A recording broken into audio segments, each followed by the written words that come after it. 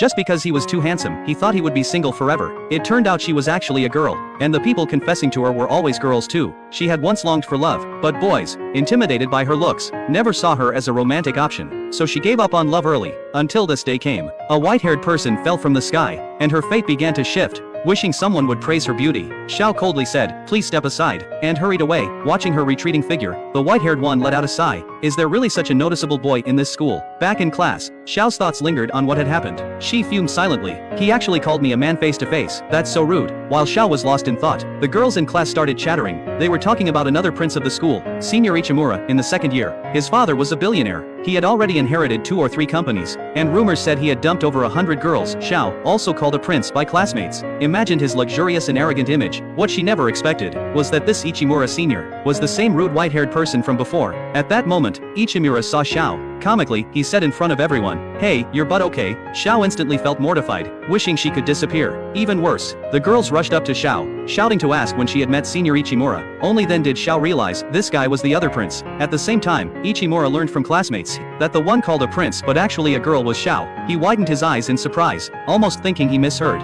Finally, the bell rang for the next class. Xiao was exhausted. She didn't usually talk much to classmates, so all the chaos had truly shocked her. Luckily, the misunderstanding was clarified, and the girls left her alone. After all, if the 2 princes were together, they'd lose all their prince options. Then, something unexpected happened. A drunk man was harassing a convenience store clerk. Xiao stepped forward, warning him to stop or she'd call the police. The drunk man, embarrassed and angry, grabbed Xiao's clothes. Just as he was about to strike, Ichimura appeared. He raised his phone and recorded the scene, warning the drunk man to back off, and uploaded the video online with the title "Drunk Guy Hitting on Clerk." The drunk man got even angrier, shifting his attack toward Ichimura. Tension skyrocketed, but taller Ichimura grabbed the drunk man's cheek and said, "You're annoying. Now scram." Xiao thought to herself, this guy is less a prince, more a delinquent. Then Ichimura noticed. The person he had argued with was Xiao. "Really, you're just noticing now?" Xiao muttered. The drunk man could no longer tolerate it.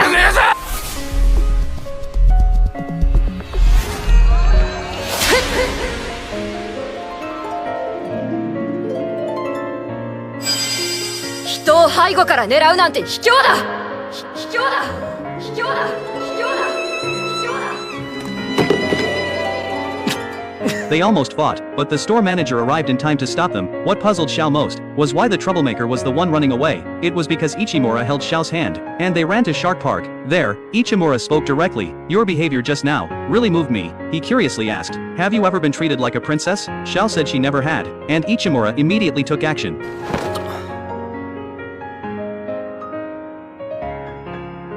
At that moment, Xiao's face turned red. Ichimura stared at her without blinking. Realizing this, Xiao embarrassedly told him to let go, and went home. She knew during sports day,